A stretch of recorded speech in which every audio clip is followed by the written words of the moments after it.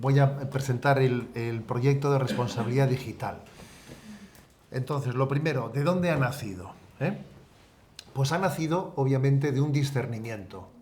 De un discernimiento. Queremos estar atentos a ver en qué terrenos se está jugando el bien moral del hombre.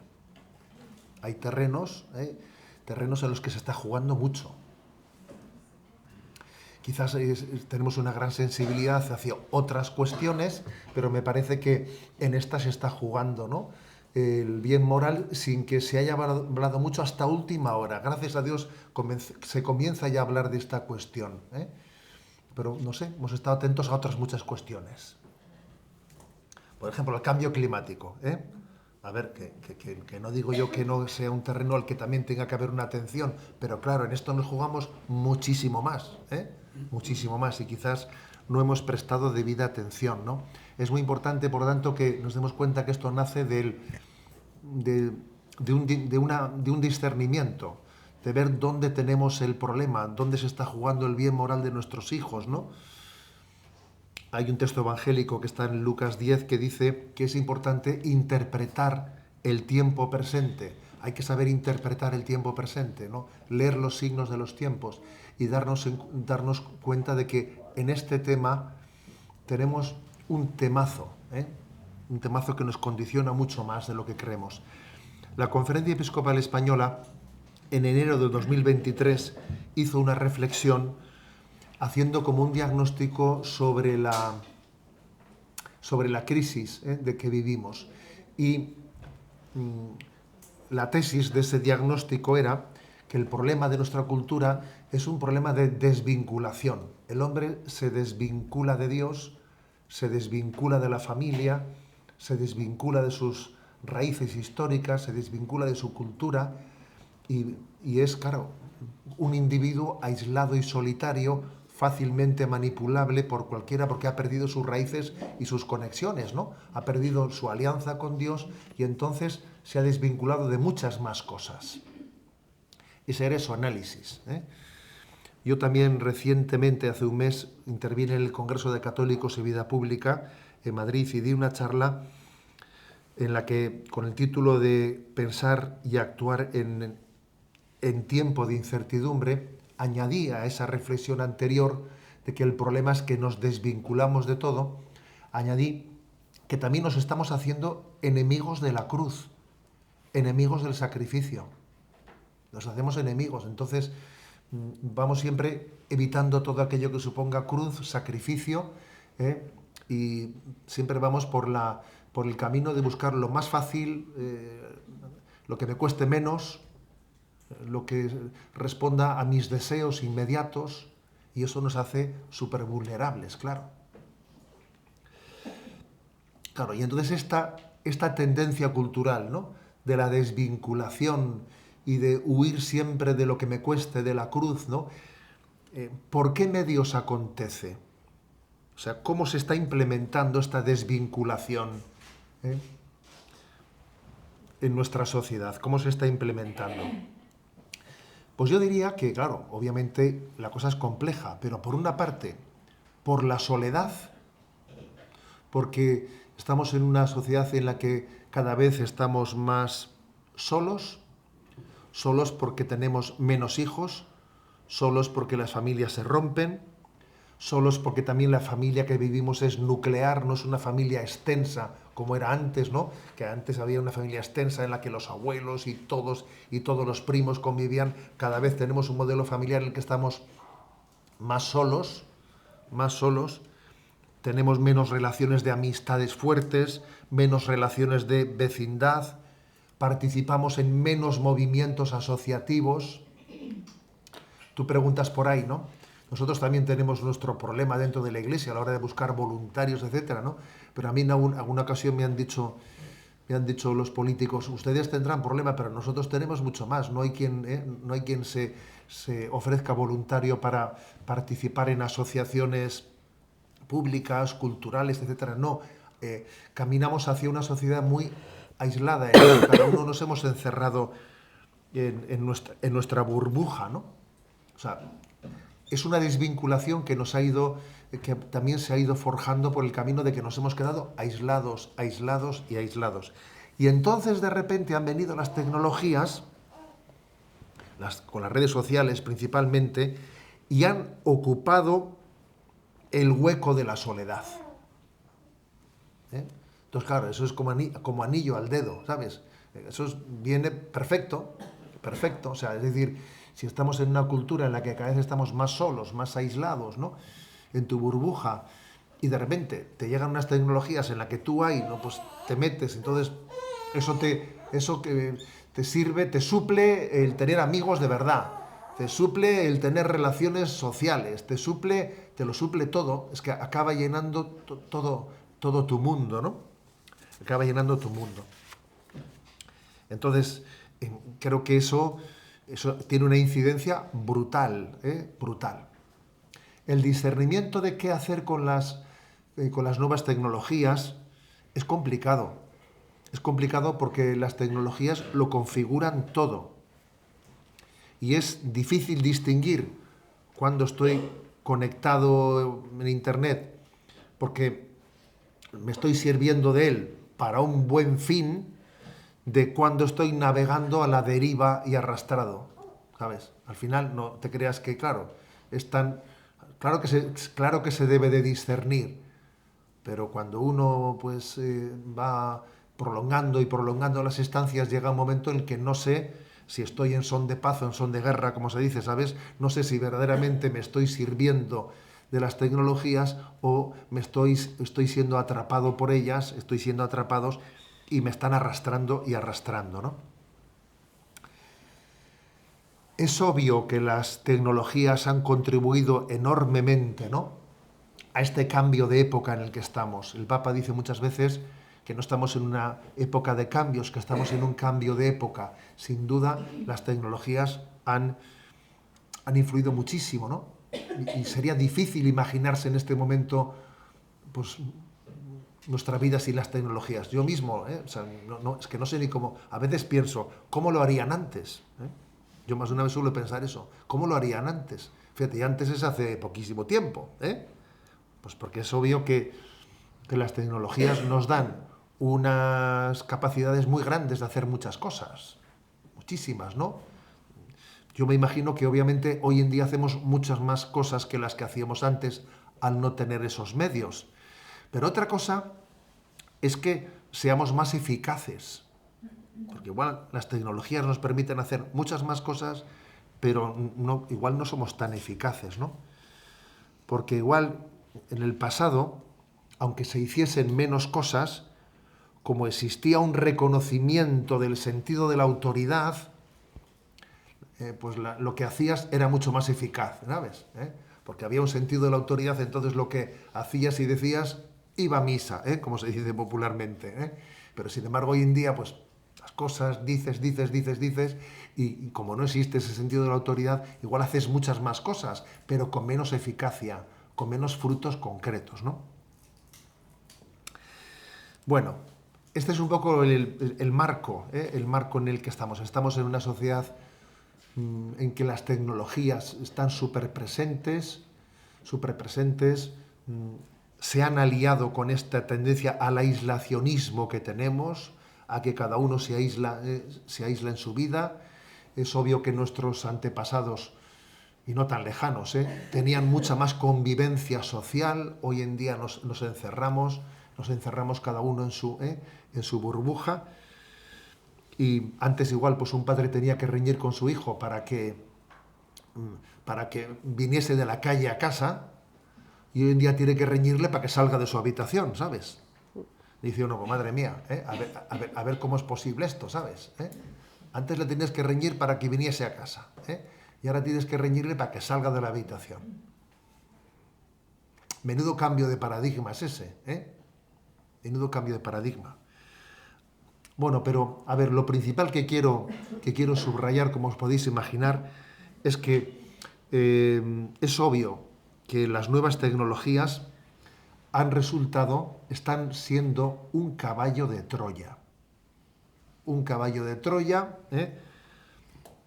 dentro del cual pues, se introducen muchas cosas.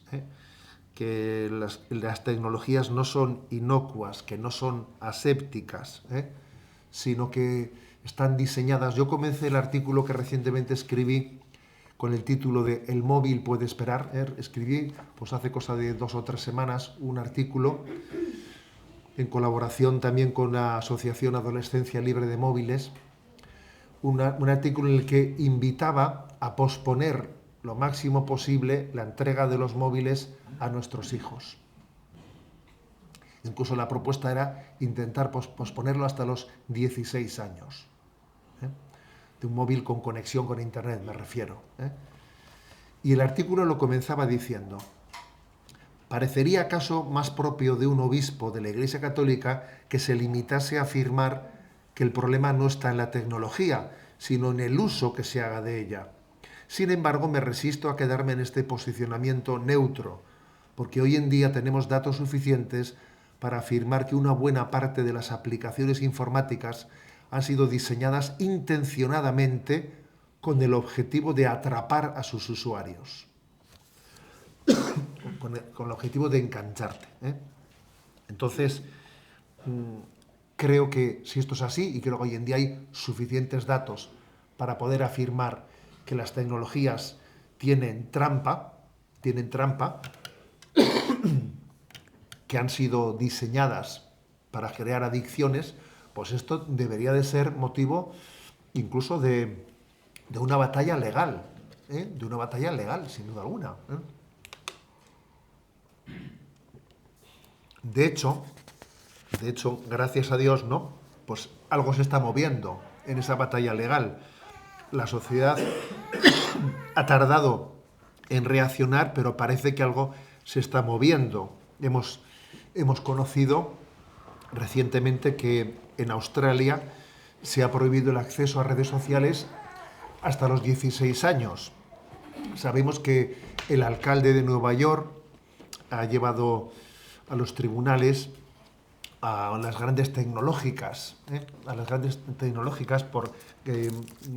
acusándolas de ser las causantes de la crisis de salud mental de los jóvenes o de los adolescentes en Nueva York. Ahí es nada. Y ese es un litigio muy importante, lo que vaya a ocurrir en los tribunales en Nueva York. Eso va a ser muy importante.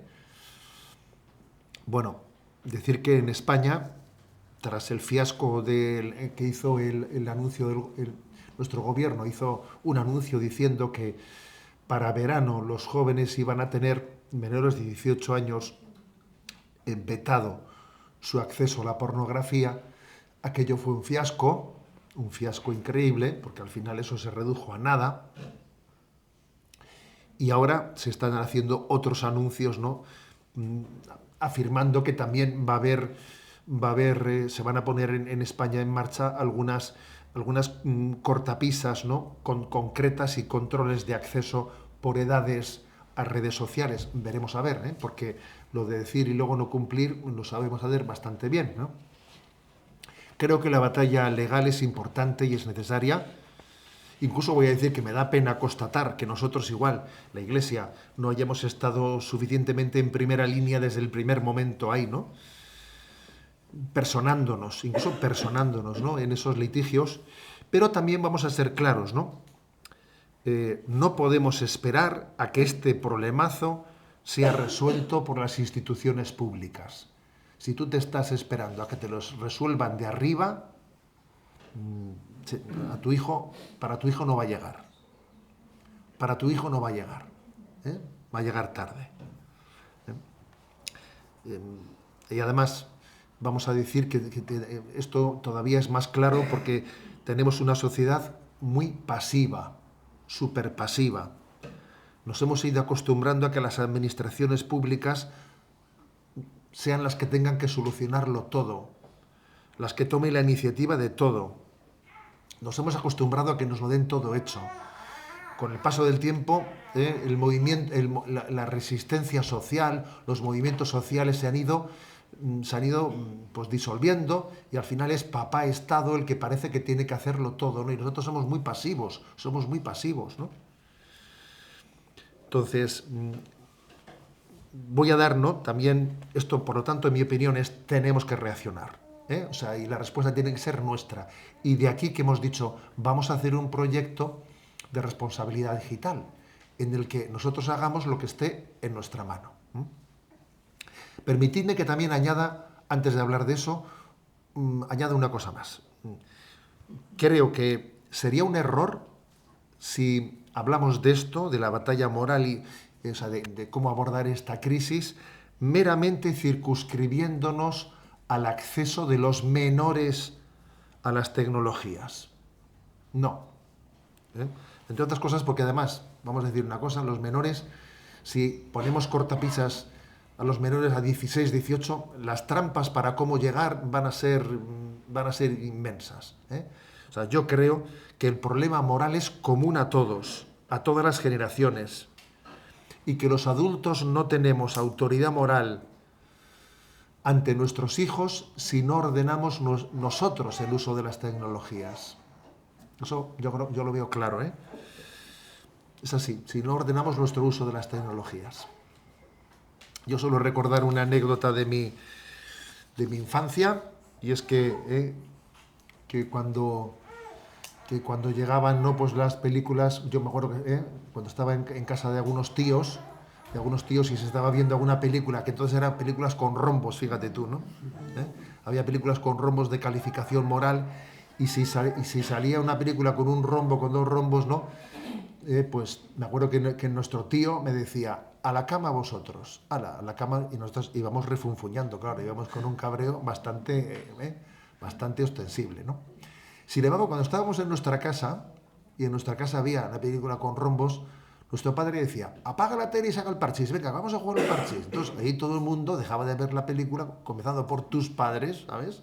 Por tus padres, y entonces eso, aquello, yo me acuerdo que yo veía esa diferencia entre lo que pasaba en mi casa y lo que pasaba en casa de mis tíos, claro, y la cosa era bastante diferente, ¿eh? Era muy diferente. La autoridad moral de tus padres era muy superior, claro. Era muy superior, porque ellos mismos habían, ¿no?, cambiado su vida, ¿no? Cambiado su vida. Entonces creo que ese es un tema clave, ¿eh? Entonces creo que estamos llamados, esto requiere un convencimiento personal de que nosotros tenemos un problema. Yo tengo un problema. Esta mañana yo, por ejemplo, estando preparando esto, he cogido el móvil, ¿eh? Y el móvil miras allí, pues tienes un lugar para ver salud digital y control parental, creo que se llama. Y allí aparece el tiempo de utilización que has tenido del móvil. Y te quedas sorprendido de la cantidad de tiempo que lo has utilizado. Te quedas perplejo. ¿Pero todo este tiempo he estado yo? Pues sí, este aparato no puede mentir, ¿no? Entonces, a ver, voy a discernir ahora de todo este tiempo que he estado, cuánto tiempo ha sido verdaderamente al servicio de lo que yo estaba haciendo, o cuánto tiempo después también, no sé, pues he estado ya un poco ya sin rumbo. Pues no es tan fácil distinguirlo, ¿eh? No es tan fácil distinguirlo. Entonces yo creo que es muy importante que este problema lo abordemos partiendo de que nosotros tenemos un problema. Yo creo que si no nos convencemos de eso, no vamos a poder ayudar a nuestros hijos, ¿eh? O respondiendo con sinceridad, si hemos ¿no?, visto en el móvil pues cosas que me avergonzaría de que mi hijo viese que yo las he visto, por ejemplo, ¿eh?